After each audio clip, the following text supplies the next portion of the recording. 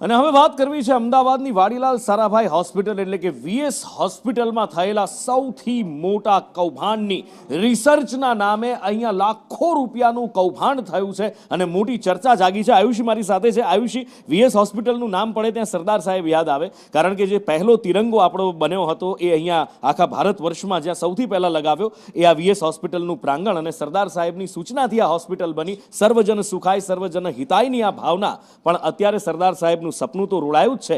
અહીંયા ટ્રીટમેન્ટ થતી નથી અને કૌભાંડોની ભરમાર લાગી ગઈ છે. બિલકુલ નુપુર, જે રીતે અત્યારની આ પરિસ્થિતિ છે, વીએસ હોસ્પિટલ કોઈને કોઈ મુદ્દાને લઈને ચર્ચામાં રહે છે. પછી તે જે દર્દી હોય છે તેના સ્વાસ્થ્ય સાથે છે, કોઈ પણ ડૉક્ટરો દ્વારા જે ખોટી સારવાર કરવામાં આવી હોય કે પછી કૌભાંડો.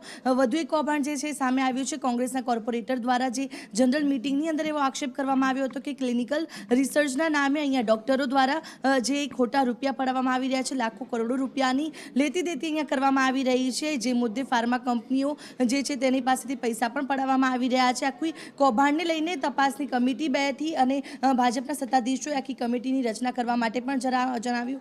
અને આખી આ જ્યારે કમિટી બની અને કમિટી બાદ કોંગ્રેસના કોર્પોરેટર દ્વારા કરવામાં આવેલા આક્ષેપ છે તે સાચો પુરવાર થયો છે. અને જે ફાર્માસિસ્ટ એક ડૉક્ટર હતા તેની સાથે અન્ય પણ જે 9 જેટલા ડૉક્ટરોને સસ્પેન્ડ કરવામાં આવ્યા છે. જે આખો મામલો સામે આવ્યો, જેમાં રિસર્ચ માટે દર્દીઓને જે લાવવામાં આવતા હતા તેમના જે પૈસા હોય છે તે ડૉક્ટર પોતાના સગાવાલાના અકાઉન્ટમાં ટ્રાન્સફર કરતા હતા. ખોટા બોગસ અકાઉન્ટ્સ બનાવવામાં આવ્યા હતા અને આ જે રિસર્ચ છે અલગ અલગ 4 ફેઝમાં કરવાનું હતું, તેને બદલે આખું કૌભાંડ સામે